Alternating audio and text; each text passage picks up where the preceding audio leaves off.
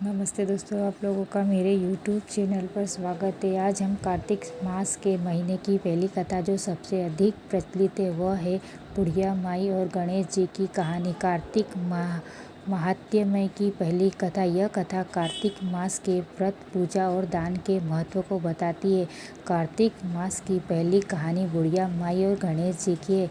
बहुत समय पहले की बात है। एक गांव में बुढ़िया माई रहती थी। वह बहुत गरीब थी और उसके परिवार में उसका बेटा, बहू और एक बीमार पति थे। गरीब के बावजूद बुढ़िया माई का नियम था कि वह रोज सुबह उठकर गणेश जी की पूजा करती।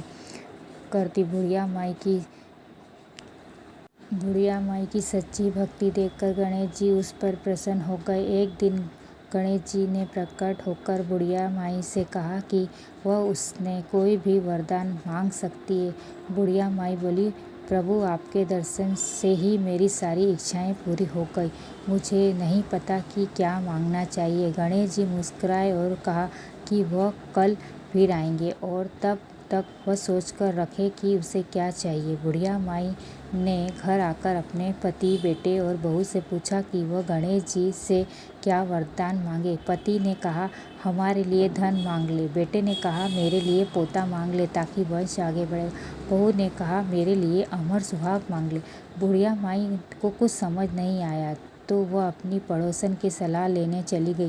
पड़ोसन स्वभाव में ईर्ष्यालु थी। उसने बुढ़िया माई को गलत सलाह देते हुए कहा, तुझे धन, पोता और सुहाग क्यों चाहिए? तू तो अपने लिए दीदा आंखें मांग ले।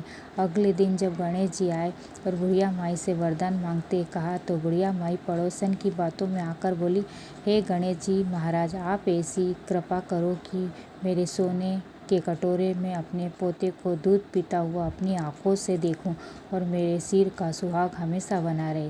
गणेश जी बुढ़िया माई की चतुराई देखकर प्रसन्न होकर उन्होंने कहा कि बुढ़िया माई ने तो एक ही वरदान में सब कुछ मांग लिया। आंखों से देखना और पोते को दूध पीता देखना, सोने के कटोरे में सुहाग बना रहे।